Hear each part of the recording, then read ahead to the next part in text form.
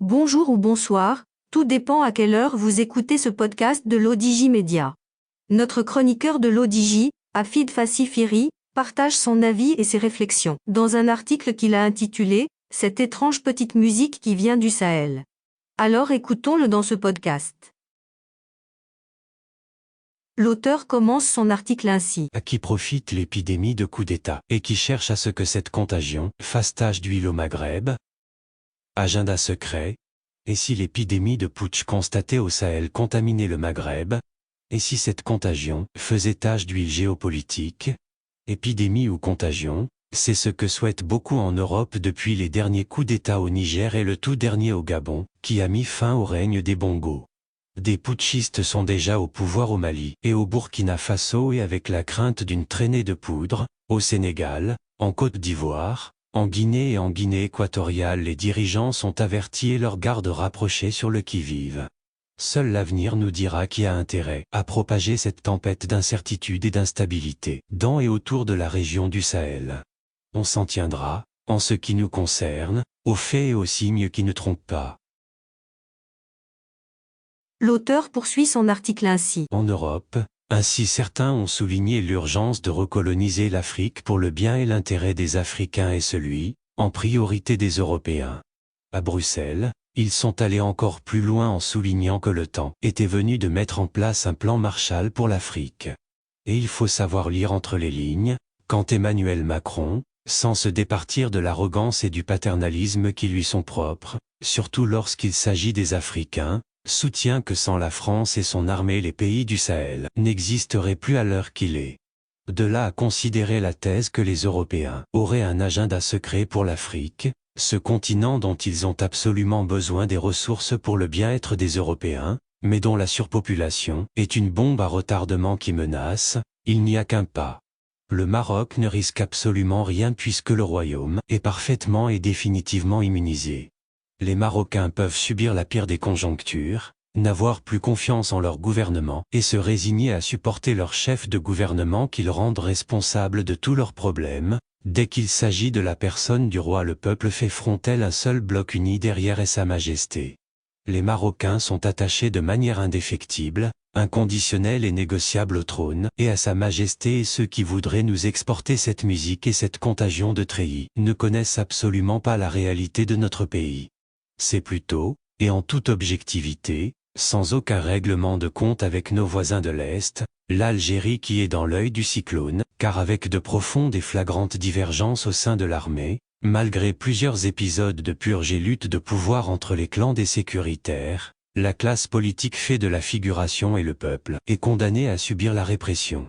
Et puis surtout, nonobstant la rente mémorielle et les crimes commis lors de la colonisation et de la guerre d'Algérie, la France a de sérieux contentieux avec Alger surtout, depuis que l'Algérie a été accusée d'être responsable des émeutes il y a 2 mois dans les banlieues de France. L'auteur se pose la question ainsi. Le nouveau jeu africain de la France? Dans les faits, les forces américaines se sont très récemment positionnées au nord du Niger, la fameuse prétendue intervention militaire de la Communauté économique des États de l'Afrique de l'Ouest n'est jusqu'à présent qu'un coup de bluff, ou plutôt un aveu d'impuissance. Et puis, les récentes déclarations de l'ancien président François Hollande, qui estime que la France n'est pas habilitée à envoyer son armée pour réhabiliter les régimes renversés et que Macron n'a pas su réagir à temps aux 2 premiers coups d'État au Mali et au Burkina Faso montrent qu'aujourd'hui la France va privilégier la négociation pour défendre ses intérêts, ou du moins ce qu'il en reste. Au Gabon, par contre, depuis que la Chine contrôle 90% des échanges commerciaux de ce pays, alors que la France monopolisait l'économie du Gabon il y a 20 ans, la dynastie des Bongos a signé son arrêt de mort en même temps que le certificat de décès de la France-Afrique. Nous ne sommes pas en présence d'un printemps ou d'un été africain, et peut-être même pas d'un hiver français, malgré le ressentiment contre la France, mais juste d'une aspiration citoyenne à la démocratie et au développement chez les populations africaines, dans un nouvel environnement géopolitique où de nouvelles puissances ont avancé leurs pions. L'auteur indique dans son article ainsi. Depuis les années 60, au lendemain de l'ère de l'indépendance, la France a su compter sur des mercenaires prêts à vendre leur pays, à affamer leur peuple et à piller tous azimuts les ressources au profit de la grande puissance française qui n'a apporté ni éducation ni développement. Et le catalogue de bonnes intentions dans le cadre de l'aide au développement et du partenariat ou de la coopération, n'ont été que des formules d'assistanat et de mise sous tutelle de sociétés où, par ailleurs les scrutins présidentiels ne sont que des simulacres de démocratie visant à conserver le pouvoir de tyran à la tête de républiques bananières. C'est pour cette raison que le sentiment anti-français se renforce au Niger. Et aujourd'hui, ce pays est le 5e le plus pauvre au monde, alors que la France continue de piller l'uranium nigérien pour alimenter ses centrales nucléaires. Et, pour ne pas rendre de manière injuste à César ce qui appartient à Dieu, on ne peut pas non plus tout mettre sur le dos de la France car Orano, la société qui exploite les mines d'uranium, est détenue à hauteur de 37% par l'État du Niger. Alors, comment expliquer que l'argent de l'uranium, 9 millions d'euros l'année dernière, ne profite pas aux populations?